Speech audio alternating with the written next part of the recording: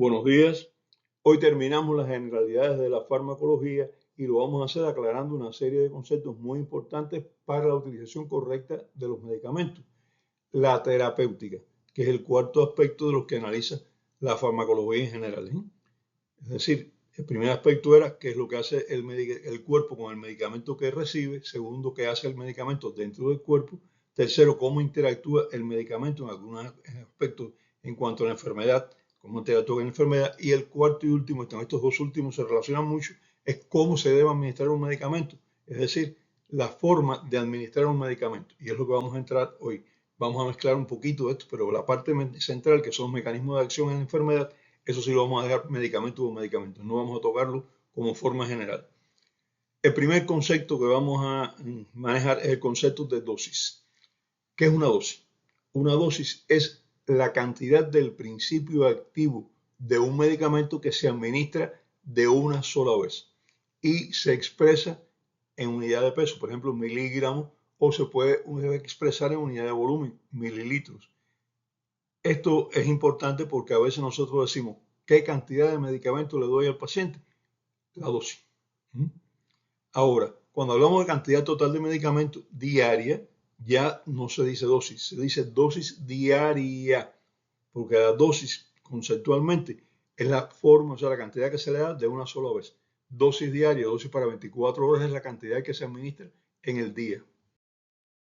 Dosis máxima tolerada, un concepto muy importante, es la mayor cantidad de un medicamento que puede administrarse sin que cause daño importante o muerte.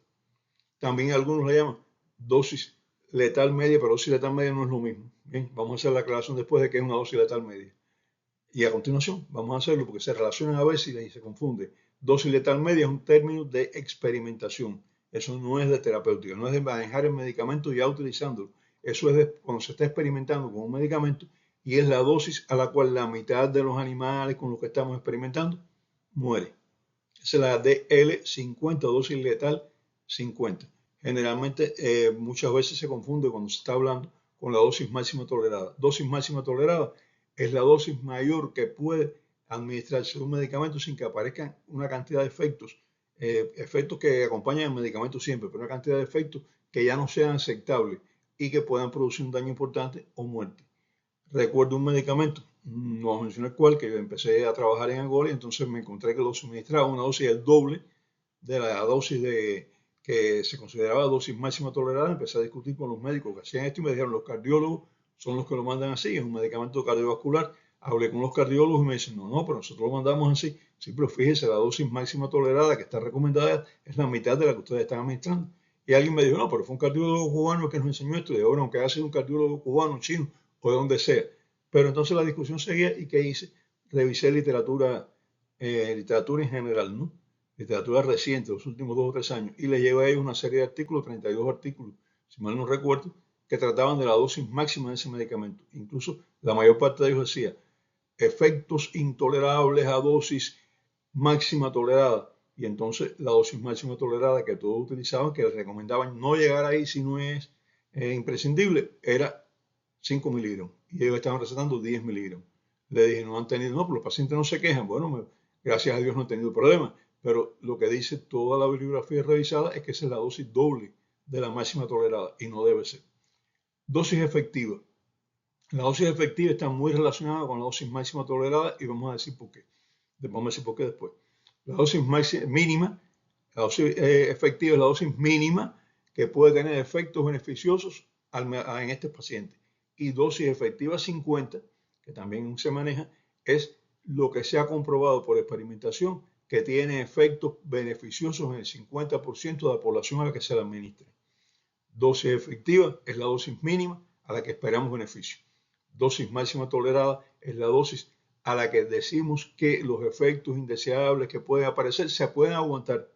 Ya de ahí para allá no son demasiado dañinos. Y entonces entre la dosis efectiva o dosis mínima efectiva, como algunos le llaman, o dosis media efectiva, como también le llaman, pero bueno, dosis efectiva es el nombre que tiene realmente, y la dosis máxima tolerada hay un rango. Este rango, que se expresa también en miligramos o se expresa también en mililitros, es lo que se conoce como rango de efectividad de un medicamento.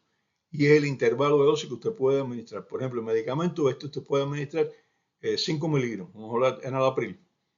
5 miligramos es la dosis mínima efectiva del enalapril. Con menos de 5 miligramos nadie tiene beneficio ninguno. Está demostrado ya por estudios realizados, investigaciones. Y la dosis máxima tolerada de enalapril son 40 miligramos.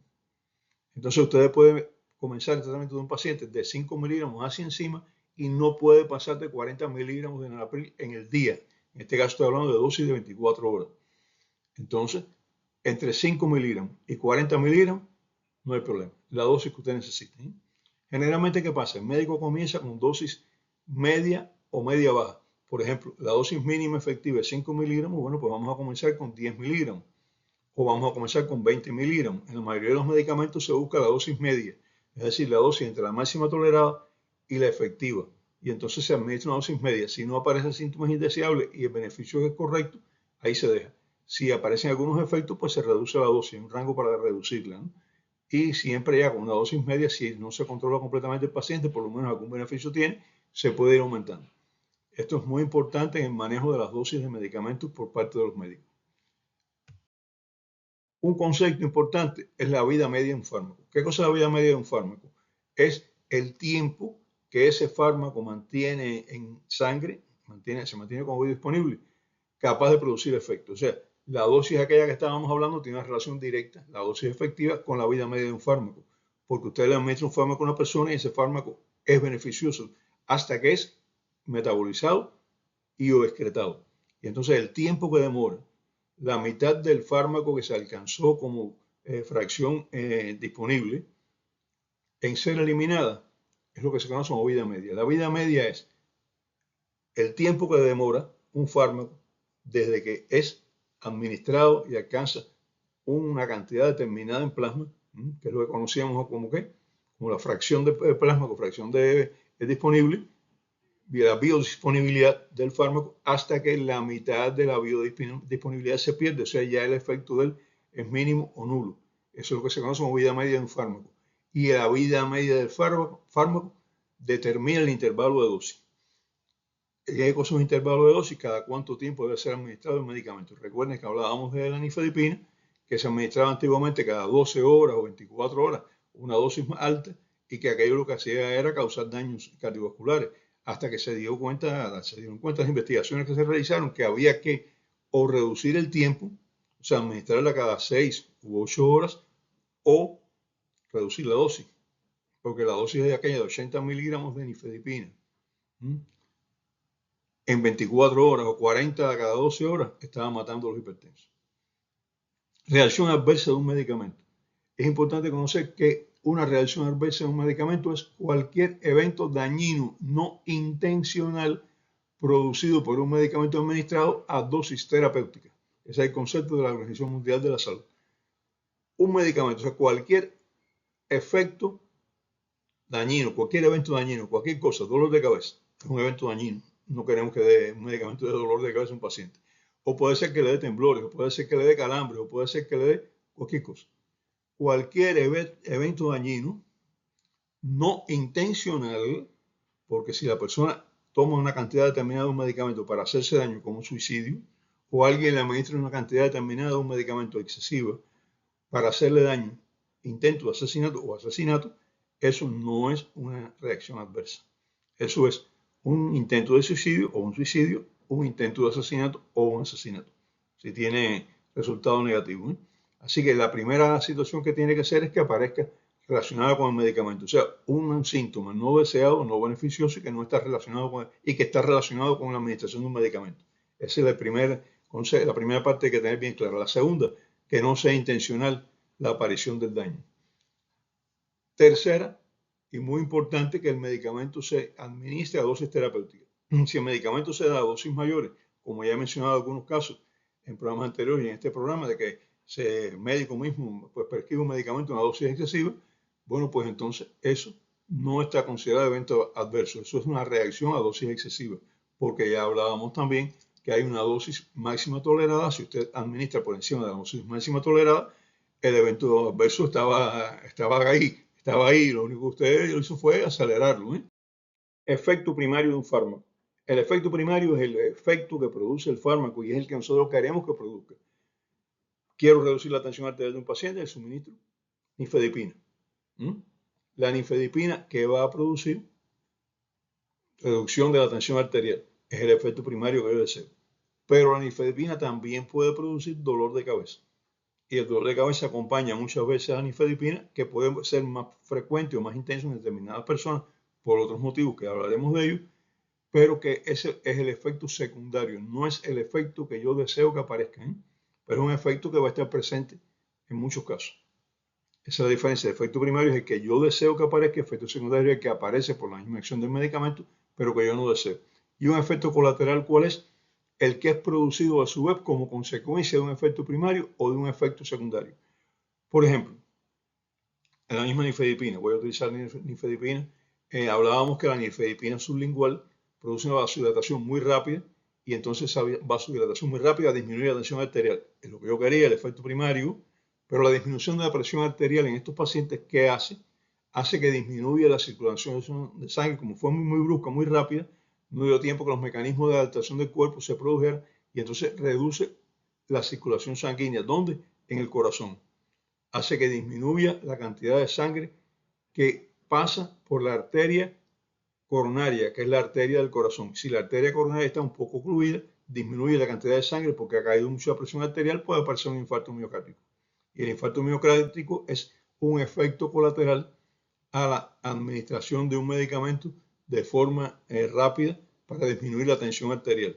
¿Bien? Y entonces esto se menciona que, bueno, aparece un efecto colateral, está provocado por el efecto primario, por la caída de la presión arterial. O puede ser que la persona sufra una isquemia cerebral transitoria porque le baje la presión muy rápido también. Y esto es un efecto colateral, no es un efecto secundario. La persona que toma este medicamento no tiene infarto cardíaco ni tiene tampoco un evento isquémico cerebral normalmente. Eso no es un efecto secundario del medicamento, eso es un efecto colateral que ha sido producido por un efecto primario, que es la caída brusca de la tensión arterial en un periodo de tiempo muy rápido. Y si vamos a ver, fue causada por la administración del medicamento tan rápida, tan brusca, ¿no? Se habla de puertas, por ejemplo. Usted tiene una puerta que tiene una llave y la llave abre la cerradura, ¿no? Ese es el efecto primario. La llave es para abrir esta cerradura, correcto, efecto primario. ¿Cuál es el efecto secundario? Que esa llave puede ser que abra otras cerraduras, además de la cerradura para la cual fue elaborada. Es verdad, es un efecto secundario.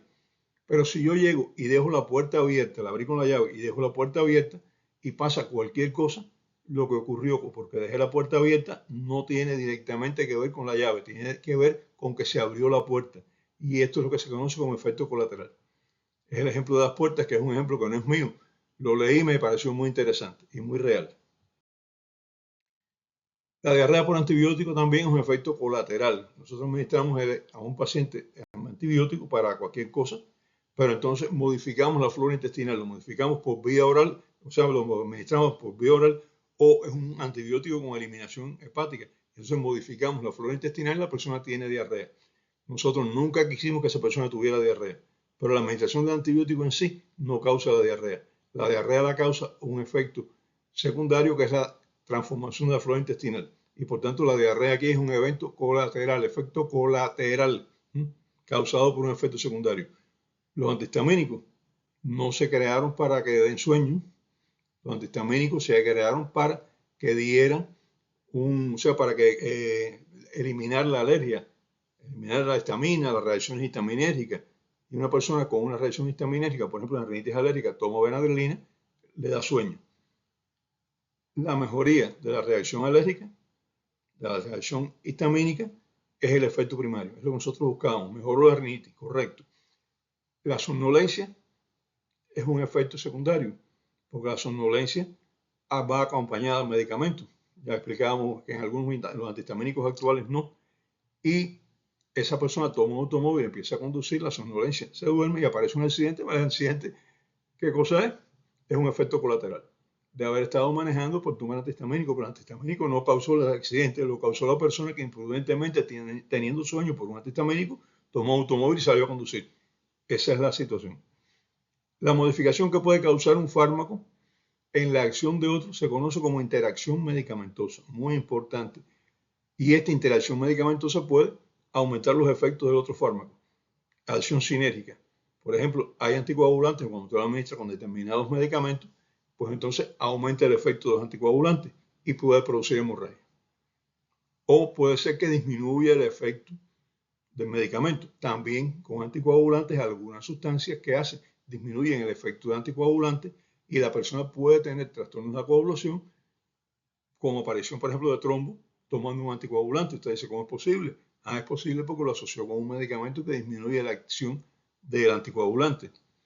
La asociación de medicamentos, por tanto, puede incrementar efectos secundarios o efectos colaterales. Cuidado con eso, porque es una situación que aparece.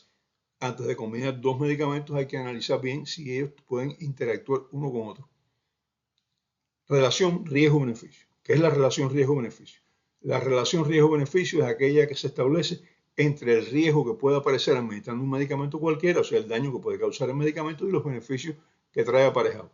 Si el beneficio es de vida, los daños, pues entonces hay que tenerlos en cuenta, porque a veces nosotros, incluso me ha pasado con amigos y familiares, me dicen, no se le puede dar tan medicamento a este paciente, a mi familiar, o no se puede operar, que es lo que más ocurre, no se puede operar porque dicen médicos, si se opera el riesgo de que se muera es muy elevado. Y yo le pregunto, ¿y cuál es el riesgo de que se muera si no se opera? No, dice que no se opera, se muere. Entonces, el riesgo-beneficio es muy alto, el riesgo, pero hay un beneficio. Pero si usted no se arriesga, no va a tener ningún beneficio. Y hay medicamentos que es así. Gracias a Dios, bueno, pues esto ha ido disminuyendo. De los 4 o 5 medicamentos que había en farmacia cuando yo empecé como médico, que para mandar a disminuir la tensión arterial tenía la Reserpina, tenía algunos medicamentos, así un mínimo de medicamentos, que para la diabetes que tenía la insulina, no el metformin, cuando aquello era el fenformin, y tenía otros medicamentos que el diafamoso diabetón.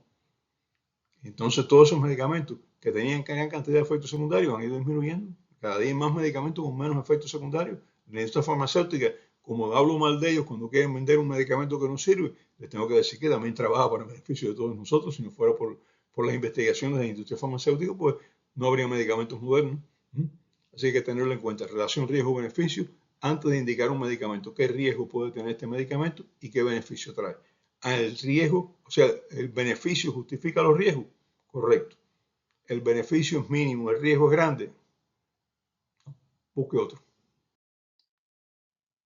Hay fármacos también que interactúan con alimentos y hay fármacos que interactúan con alcohol, ya hemos mencionado.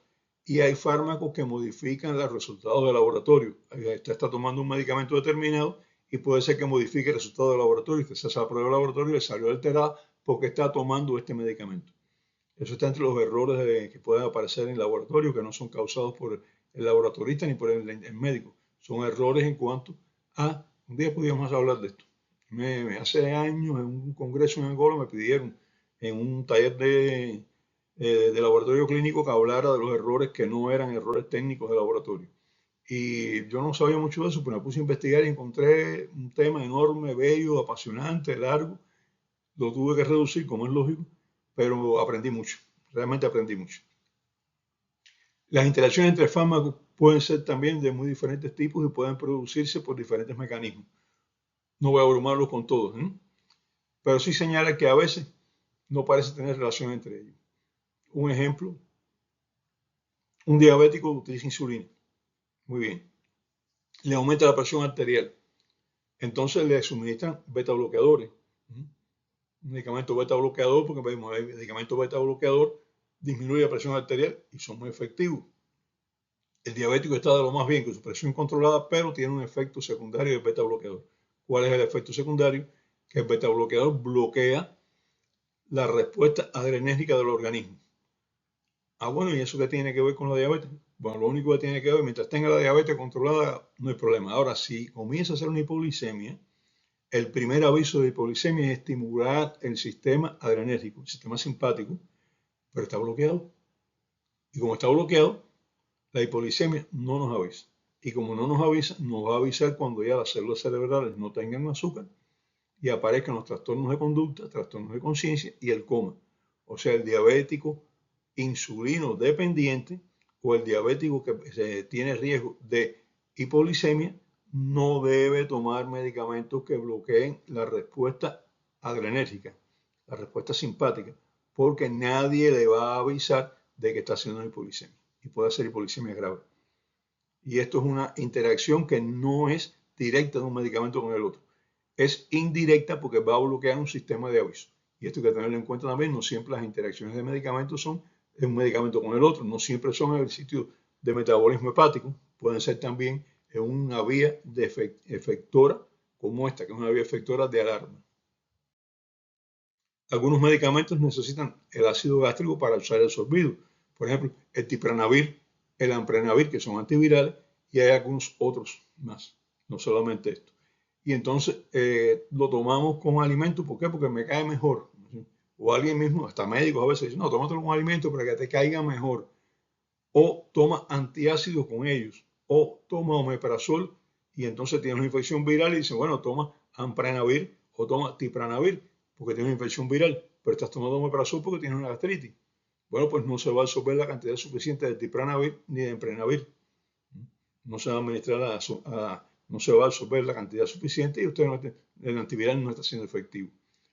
Otra situación también de la metoclopramida va a aumentar los movimientos intestinales y va a disminuir la absorción de los fármacos. Si usted está tomando otro medicamento, no toma metoclopramida al mismo tiempo que ese medicamento porque una parte de ese medicamento no va a ser absorbido. Tómelo con una diferencia. ¿Qué diferencia? 4 horas. Tome la metoclopramida 4 horas antes o 4 horas después de los medicamentos. Tome el omeprazol 4 horas antes o 4 horas después de los medicamentos y los medicamentos no los tome con alimentos preferentemente. Tómelos separados de los alimentos a no ser que específicamente se diga que pueden tomarse con ese alimento. Porque algunos alimentos retardan la absorción de algunos medicamentos y disminuye por tanto la efectividad. Otros, por ejemplo, tetraciclinas y fluoroquinonas, ciprofloxacina, levofloxacina, etc., se combina con el calcio de los productos lácteos y disminuye la absorción. Usted toma tetraciclina con leche. Una buena parte de la tetraciclina se unió al calcio de la leche, ya no puede ser absorbida y usted no está tomando tetraciclina. Está tomando ciprofloxacina con leche, la misma historia. Por tanto, si va a tomar tetraciclina o ciprofloxacina, tómalas alejadas de las leches. Por lo contrario, no va a tener el efecto adecuado. No tome productos lácteos con ellas. Deben ser administrados 4 horas antes o 4 horas después de la leche. Algunos alimentos como el jugo de pomelo aumentan la absorción de determinados fármacos también. El jugo de pomelo, el pomelo es muy parecido a la toronja, bueno, es muy parecido, muy parecido. Y el pomelo, se ha visto que el jugo de pomelo aumenta la absorción de algunos fármacos. ¿Y qué se ha hecho con esto? Pues entonces se han estado administrando algunos fármacos junto con este jugo de pomelo para aumentar la absorción de ellos. La competencia por la albúmina para la transportación a los sitios de metabolismo hepático ya hablamos también. La lucha por los sitios de metabolismo hepático entre fármacos diferentes también hablamos de eso, hemos hablado de eso ya. El sitio hepático de mayor metabolismo de fármacos es el citocromo P450 y en varias de sus formas. El citocromo P450 tiene muchas formas enzimáticas, son muchas, es una familia grande de enzimas para metabolismo que están en el hígado y que unas de ellas se utilizan para metabolizar determinados productos, otras para metabolizar otros productos. Son hemoproteínas, o sea, proteínas que contienen hierro y actúan como enzimas. Algunos medicamentos actúan activando el metabolismo de determinadas enzimas del citocromo P450. Eso hace que otros fármacos se combinen con este sistema enzimático, se destruyan más rápidamente y disminuye su vida media y por tanto disminuye su efectividad. Por ejemplo, el alcohol, el tabaco, la carbamazepina y rifampicina se combinan con el citocromo P450, aumentan la actividad de este citocromo para fármacos, para determinados fármacos. Y esto hace que hay fármacos que no puedan administrarse con ellos. Otros también incluyen enzimas del citocromo P450, la neutralizan, las toman, las bloquean, y entonces ¿qué hacen? Aumentan la vida media de algunos otros fármacos. Aquí esto hace que se aumenten los efectos del otro fármaco. Por ejemplo, la cimetidina, la ciprofloxacina y la eritromicina bloquean la enzima, toman la enzima para que la cual van a ser metabolizadas, la bloquean y al bloquearla hacen que otros medicamentos que debían metabolizarse ahí mismo también no se puedan metabolizar. Aumente su vida media y los efectos pues se prolonguen. No solo los efectos beneficiosos, sino también los efectos perjudiciales de los que hemos hablado. Bueno, mis amigos, hemos llegado aquí al final de este programa de hoy.